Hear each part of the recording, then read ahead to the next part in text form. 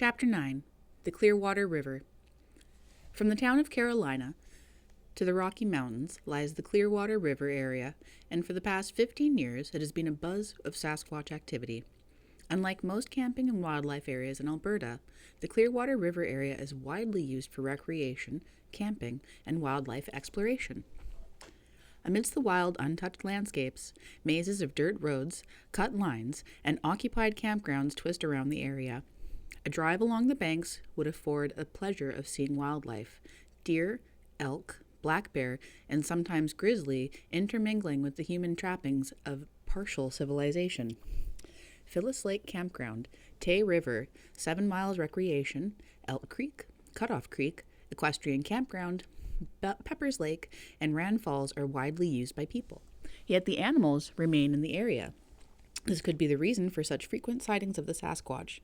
Not that there are more Sasquatches in Clearwater River, but that there are more people to see them. Just outside of the Phyllis Lake Campground on the banks of the river on a pleasant September afternoon in 1976, 2 men were hunting grouse. Gary Schmidt of Alberta and Peter Garriol of Alabama, USA, walked parallel, Gary on the south bank and Peter on the north bank. Their hunting efforts that afternoon were futile. Peter walked along until he came to a bend which gave him a clear view of the river. Something piqued his curiosity. A large form about 200 yards down the river squatting by the water, splashing it over his body. "Hey, have you got apes up in the mountains?" he yelled over to Gary. Gary, caught off guard by the question, raced over to the north bank by the bend to get a look at what Peter was calling an ape. He looked down 200 yards and stood watching, stunned. There on the water's edge, not a block distance away, was a creature neither man had seen before. It almost looked like an ape. The creature was about 9 feet tall, covered in black hair. Its head was sitting on top of its shoulders, not jutting out from above the neckline. Its arms were incredibly long, and its face had the appearance of a cross between a human and a dog. For nearly 5 minutes the animal washed itself, and the 2 men looked down upon it. The shallow, rushing river drowned out any sounds, and neither Gary or Peter could hear anything coming from the animal. Then it looked up towards the bend, spotted its observers, and hurried off into the tree line and out of sight. Neither Gary or Peter reported the incident to authorities. Some time later, Vladimir Markotic, professor of archaeology at the University of Calgary, who had been researching the Sasquatch mystery since the early 60s, landed a spot as a guest speaker on a radio talk show. When the talk line opened up, Gary Schmidt called Professor Markotic and reported the incident. The public's curiosity cat sprang into action. A few months later, I was invited as a guest on Calgary's radio talk show, The Home Stretch, to discuss the Sasquatch. When the talk line was opened, Gary Schmidt was on the other line, waiting to know more about these creatures. The name was familiar. Vladimir had passed on this man's name and phone number to me, and I had called Gary to hear his story. Gary wanted to know more about Sasquatch. I wanted to know more about Gary's sighting. I requested an interview. He was not too enthusiastic about being interviewed, however. Gary had been on the receiving end of jokes and jeering because of the sighting. He was, of course, not alone. I explained that many people who previously came forward with the story of a sighting required more courage to face the suspecting and critical public than to face an angry Sasquatch head-on. Gary decided then to use his courage and agreed to meet with me. Question: how much of the creature did you see, and for how long? Answer: I saw the whole thing for about 5 minutes. I was no more than about 1 city block from it. Question: could you describe what took place? Answer: I was hunting rough grouse with a friend of mine along the Clearwater River near Caroline. We were walking along when he yelled up to me saying, "You got apes up here in the mountains?" I went running down and saw this big animal in the river throwing water on top of itself. It was splashing itself with water. I ran down towards a little ways, and my friend says, "Are you crazy? Such a big animal."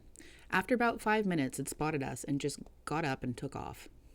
After the interview, we sat and talked for a while. Gary told me how he had been made fun of by his friends and some of his family. Later we shook hands, and as I walked out the door, his last words were, "Mr. Steenburg, no, I wish I never saw the thing. Nobody believes me, so I just don't talk about it anymore."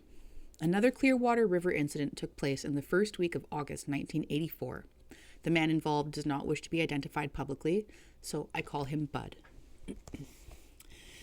Bud was camping with his wife at the 7-mile recreation area. As dusk was falling, he headed out for a walk to stretch his legs. Bud walked down a cut line lined with trees between 9 to 20 feet tall for about 4 to 5 city blocks. Bud developed a strange sensation that he was being watched. He looked around, and just inside the tree line, he saw the head and shoulders of a creature that must have been about 12 feet tall. It moved for 3 to 4 feet, then disappeared into heavier brush. Bud could hear its footsteps. The animal sounded very heavy and slow, its every step sounding a loud thud. Fearing for his safety, he turned and headed, slowly, back towards the campsite, looking over his shoulder every couple seconds, afraid that the creature, whatever it was, might come after him. Bud waited until the next morning to tell his wife. He didn't want her to be afraid throughout the night. In 1979, in the Tay River campgrounds, Mrs. Diane Menzel and her son were walking along the highway near the river crossing. They heard a noise behind them and turned to see a very large, tall, hair-covered creature across the highway.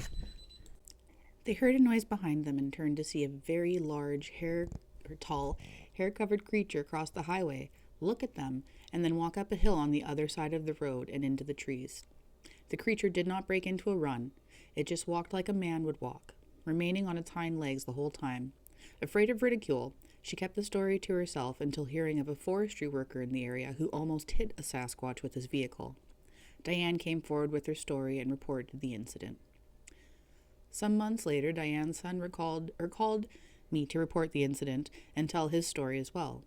His story corroborated Diane's, except for his failure to mention the creature turning to look at them before it walked off. As of date of writing, the forestry worker has not been traced to further confirm the sightings.